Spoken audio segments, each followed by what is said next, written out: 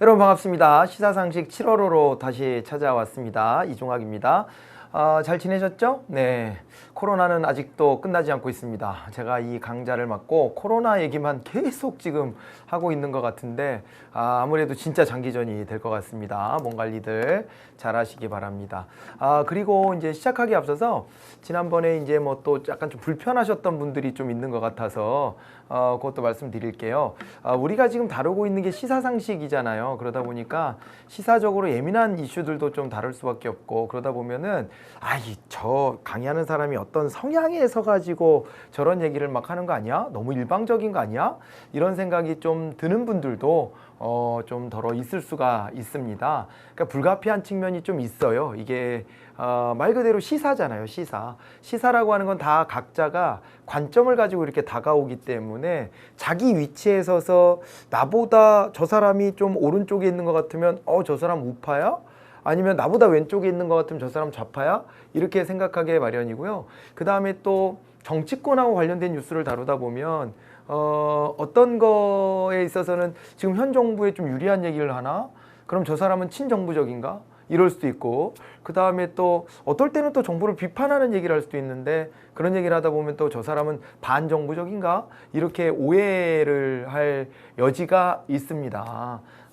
그렇고 저 역시 뭐 이렇게 최대한 객관적으로 하려고 하고, 우리가 또 여기서 생각해 봐야 될 포인트가 무엇인지 이론적으로 혹은 그 어떤 개념적으로 좀 알고 가야 되는 것들에 대해서 소개하고자 노력하고 있지만, 저도 당연히 뭐 제 색깔이 있을 것이고 그 색깔들이 부지불식간에 좀 묻어날 수도 있겠죠. 있을 수 있습니다. 그래서 저도 그 부분을 최대한 좀 빼고 얘기하려고 노력은 합니다만은, 일부 주제에 있어서는 또 이제 그런 게 제가 좀 완벽하게 못 감췄던지, 아니면 또 듣고 있는 여러분들 입장에서 여러분들도 어느 위치인가는 서 있을 것이기 때문에 그 위치 속에서 저를 바라볼 수도 있었다라고 생각이 들어요. 그럴 수도 있는 측면이 있어서 서로가 이런 이제 강좌를 들을 때 우리가 뭐 토론장에서 만나가지고 하나의 이슈를 던지고 그걸 가지고 같이 토론할 수 있다면은 더없이 좋은 일인데, 이제 그럴 수는 없고 제가 일방적으로 막 쏟아내는 이런 이제 컨셉이다 보니까, 또 여러분들은 뭔가 또 시험을 보기 위해서 이렇게 준비하시는 분들이 대부분이고, 그러다 보니까는 여러분들 입장에서는 이제 여러분들의 의견을 말할 수 있는 통로가 잘 없고 뭐 이제 그런 게 좀 이제 답답할 수밖에 없는 상황이고, 또 살짝의 좀 오해가 생겼더라도 그거를 더 깊게 풀 수 있는 계기가 잘 없고, 그냥 휘발되고 그냥 지나가고 이렇게 되는 것이 우리 관계에서의 약간의 좀 한계점인 것 같아요. 그래서 우리 이랬으면 좋겠습니다. 서로가 나 스스로 객관적이지 않을 수 있다라는 생각을 해야 해요. 그건 항상 그렇습니다. 언제 어디서든 완벽히 객관적인 사람은 없고, 그 다음에 객관적인 것에 대해서 장담할 수도 없는 거라고 생각해요.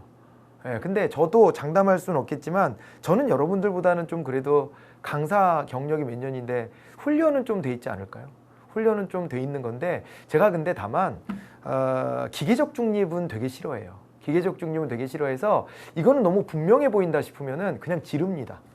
그러다 보니까 몇몇 이슈들이 제가 속으로 좀 약간 이거는 이렇게 좀 다른 각도에서 들으실 수도 있겠다 하는 이슈가 몇 개 있었어요. 그런 이슈가 있었는데 그런 이슈가 있더라도 한번 불편해하지 말고 들어보셨으면 좋겠어요. 여러분들은 또 한번 여기 공부하는 시간으로 이 시간을 쓰고 계신 거니까 잘 한번 들어보셨으면 좋겠고, 저에 대해서도 색안경 같은 거 끼지 마시고 그냥 제가 전해드리는 거, 저는 나름 숙련돼 있는 사람이라고는 자부해요. 딴 거는 몰라도.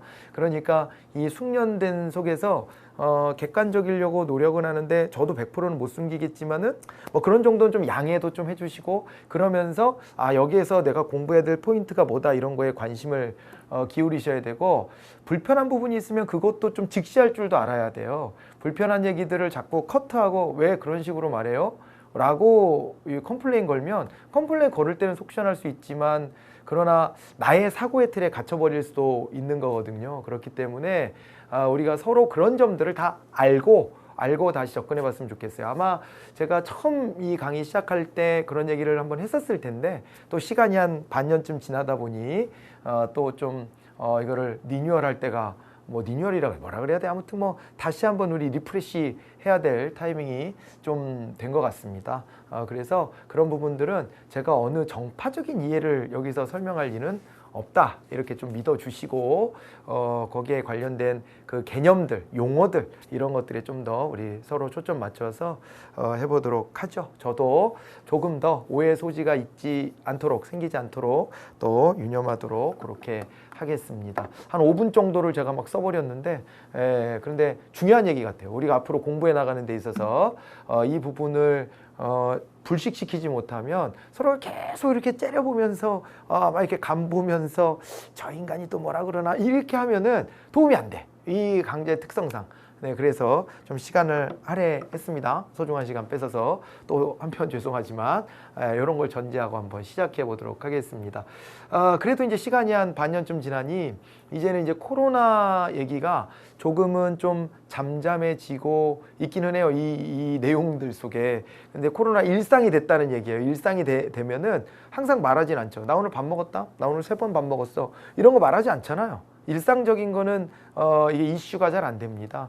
근데 이슈에서 사라질 정도의 주제는 아니지만 그래도 이제 좀 다른 것들이 좀 눈에 좀 많이 띄기도 하고 그렇구나라는 걸 한번 또 느껴봅니다. 자, 7월호 준비되어 있는 내용들 본격적으로 시작해 보도록 합니다. 자, 여기 보시면 이제 분야별 최신 상식 정책정 쪽입니다.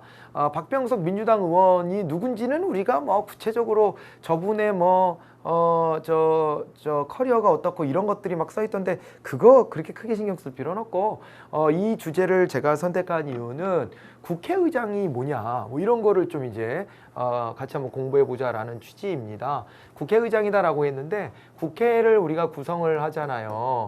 그러면 이제 국회의 구성이다라고 했을 때 국회는 일단은 국회의원으로 구성이 됩니다. 국회의원으로 구성이 되는데 국회의원은 지역대표가 있고 그 다음에 비례대표가 있죠. 비례대표로 구성되고 이게 도합 우리나라는 300명의 국회의원으로 구성이 되어 있어요. 지역대표 253명 그리고 비례대표 47명 이렇게 구성이 되어 있고요. 이들 중에서 이제 의장단을 구성을 하는 겁니다. 의장단을 구성을 하는데 의장단을 보면은 이제 국회의장이 있죠. 국가의전서열 2위 읽어보셨죠?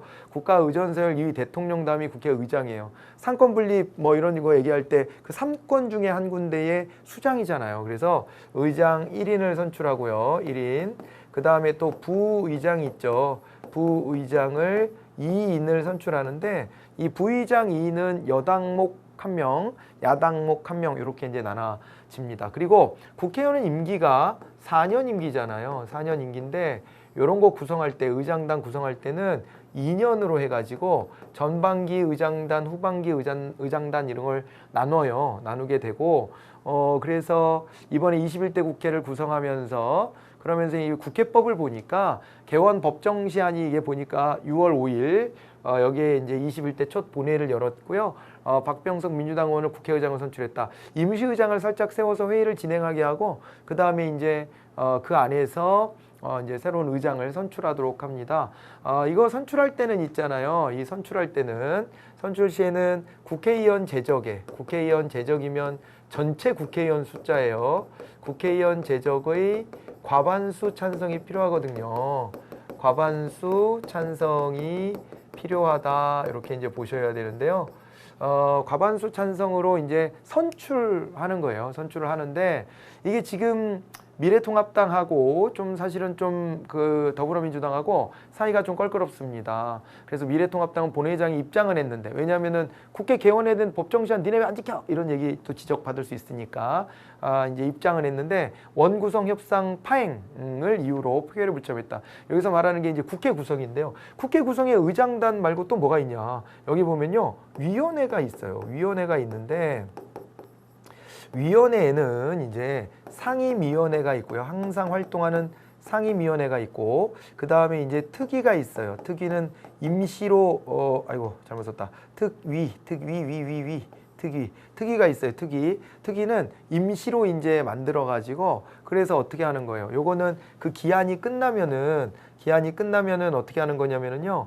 이제 활동을 종료하고 그다음에 문을 닫는 겁니다. 문을 닫는 것인데 요 특위가 특위 안 지워져. 그냥 할게요.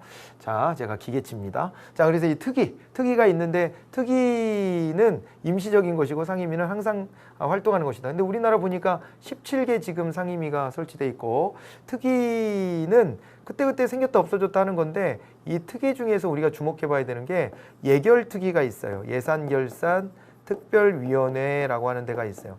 이름은 특위인데 얘는 상설화되어 있다 이렇게 봐야 돼요. 여기는 상설화되어 있다. 상설화되어 있어서 상설특위라는 표현을 쓰는데요. 그렇게 따지니까 얘는 상임위는 아닌데 상임위하고 같이 묶어가지고 이제 다뤄져요.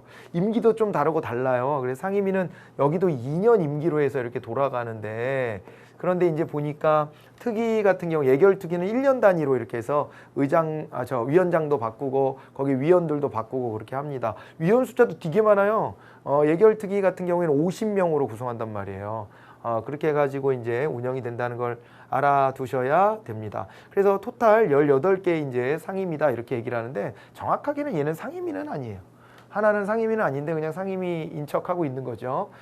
그래서 이게 원 구성을 한다 그러면 이런 것들을 제대로 이제 꾸려야 되는 것인데 여기에는 뭐 이견이 별로 없지만 위원회에 위원장을 어떻게 배분할 것인가를 놓고 상당히 이제 격돌이 벌어졌습니다. 그 중에서도 상임위원회 중에서 법제사법위원회라는 데가 있죠. 법제사법위원회라고 하는데 줄여서 법사위라고 하죠. 여기가 하는 일은 뭐냐면은요. 일단은 뭐 여기도 다른 여타 상임위원회처럼 정부기관 일부를 카바를 칩니다. 거기를 이제 국정을 통제하고 이래야 되니까 그 카바를 치는데 그 카바 치는 대상은 이제 법원의 이제 행정처 같은데 헌법재판소의 사무처 같은 데 있잖아요. 이런 데들도 카바치고 정부 쪽으로 행정부 쪽으로 오게 되면은 법무부하고요. 법무부 밑에 검찰청 있죠. 외청으로 검찰청 그리고 국무총리 직속으로 법제처라고 있어요. 이런 데들을 관장을 해요. 그런 데들을 관장을 하고 그 다음에 그러면서도 또 뭘 하냐면 다른 상임위원회에서 이게 나머지 16개 상임위원회가 있을 거 아니에요. 거기서 이제 통과된 법안을 가지고요. 자꾸 체계심사라는 걸 합니다. 자꾸 심사를 하고 체계심사를 한다. 이렇게 보셔야 되는데 그 문장은 잘못된 게 없나 다른 법하고 충돌되는 건 없나 뭐 그런 것들을 따지는 거예요. 그런 것들을 따지는데 그런 역할을 하다 보니까 얘가요 마치 무슨 상원처럼 군다.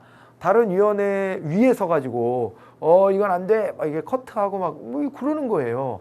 원래는 이제 그 내용을 막 다루고 이러면 안 되는데 이거 자꾸가 문제가 있어. 이 체계상 문제가 있네. 그러다 보면 그 내용하고 막 이렇게 구분이 잘 안 되잖아요. 그래가지고 여기가 사실은 그 뭐라 그럴까요? 국회에서 최종적으로 법이 만들어지기 전에 마지막 관문이 본회의잖아요.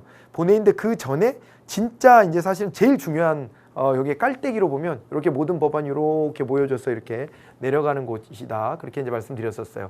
이거 한번 설명드렸던 부분인데요. 다시 한번 또 우리가 생각을 다시 한번 되살려 봤고요. 법제사법위원회 위원장을 놓고 계속 싸우고 있잖아요. 싸우고 있다 보니까 이제 여기가 그만큼 중요해요. 다른 위원회 통과된 법을 여기에서 다 관장해야 되니까요.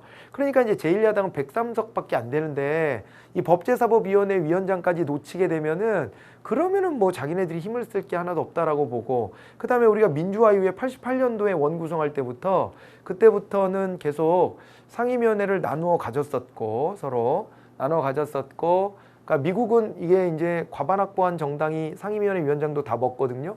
우리 저 국회법도 그렇게 돼 있어요. 표결을 통해 가지고 위원장을 다 선출하라고 돼 있으니까 과반 이상 확보한 세력이 다 먹을 수 있죠. 그런데 이제 그렇게 하지 말고 야당도 좀 존중해 가지고 위원장 나눠 먹읍시다. 이렇게 해 가지고 그게 88년도 총선 때부터 이어져 내려왔고 그리고 이제 또 어느 시점부터는 우리가 이제 법사위원장은 야당이 맡도록 이렇게 하고 있었던 건데 지금 여당은 이제 못하겠다는 거예요. 그렇게 우리가 이제 쪽수가 장난 아니게 늘었고 단순 과반이 아니라 엄청 많이 이제 확보가 됐고 국민들의 뜻이 이제 이걸 과감하게 일처리를 하라는 명령인데 법사위원장을 또 야당이 가져가 버리면 우리 일 못한다 이거예요. 우리 일을 못한다. 그러니까 서로 좀 불신이 있어요. 불신이 있는 게 야당 입장에서는 여당이 일방통행할 거다 이런 불신감, 두려움이 있고 그 다음에 여당 입장에서는 힘이 생겼는데도 이게 야당이 전에도 법사위원장 하면서 하는 걸 보니까 이게 우리한테 협조적인 게 거의 없다. 그래서 이거 우리는 그거 못 믿겠다. 이렇게 이제 돌아서 버린 거예요. 이렇게 되다 보니 뭐 서로가 어떻게 보면 자업자득일 수도 있는데 그러다 보니까 이게 이제 난항을 겪고 있고 이것 때문에 어떻게 됐냐면 표결에 이게 의장단 선출의 표결에도 불참했다는 거예요. 그런데 또 재밌는 거는 이 위원회는 관행을 좀 깨면서 의장단은 관행대로 했어요, 그냥.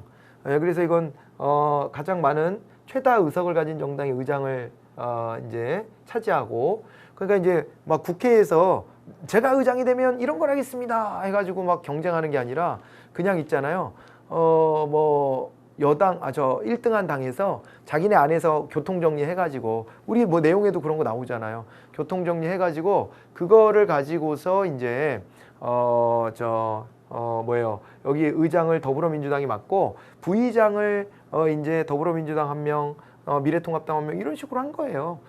그렇게 해서 이건 또 관행대로 했는데 그런데 이제 이 부분도 이제 우리 그럴 기분 아니야 이러면서 이제 표결에 불참했다는 거예요. 그래서 봤더니 제1야당이 불참한 가운데 의장단이 선출된 것은 1967년 7월 이후에 53년 만이래요. 53년 만 이렇게 되어 있고요.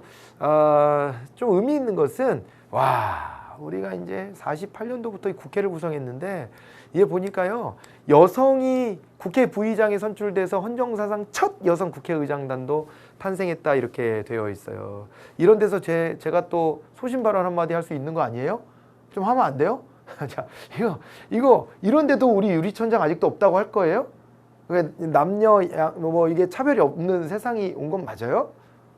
너무하지 않나요? 너무해요. 국회가 후진적이어서 그런지 모르겠지만 여성 국회 부의장, 이게 의장도 아니고 여성 국회 부의장 이게 배출되는데 이렇게 오랜 시간이 걸렸고 2020년도가 되어서야 이제서야 부의장 한 명 이게 탄생했다는 것 자체가 상징하는 바가 매우 커요. 그래도 여기에 같이 부의장 하고 싶어 했던 더불어민주당 쪽 의원들이 이 부분들을 좀 이렇게 양보도 하고 이렇게 하면서 의미를 좀 만들어냈어요. 이거는 좀 굉장히 환영할 만한 그런 일이 아닌가 이렇게 생각이 듭니다. 자, 이제 그렇고요. 그런데 이제 원구성이 잘 안 됐다고 했잖아요. 원구성이 안 돼서 실제로 이제 어떻게 됐냐면은 지금 이제 제가 이 말씀을 드리고 있는 이 시점에서 어제죠, 어제. 제가 지금 강의하고 있는 날 바로 직전 어제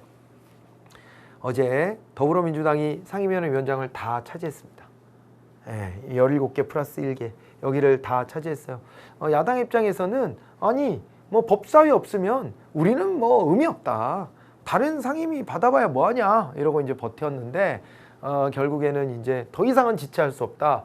우리가 지금 코로나 3차 추경을 해야 되는데 추가 경정 예산 편성하는데 시간이 없다. 그러면서 이제 여당이 힘으로 이제 밀고 갔습니다. 힘으로 밀고 가서 그만큼 이제 여당은 책임도 굉장히 무거워지는 것이라고 할 수가 있죠. 그런 상황까지 왔다는 것 정도까지를 결론으로 이제 말씀드릴 수 있을 것 같고, 그래서 여전히 이제 미래통합당 쪽에 부의장 후보가 있는데요.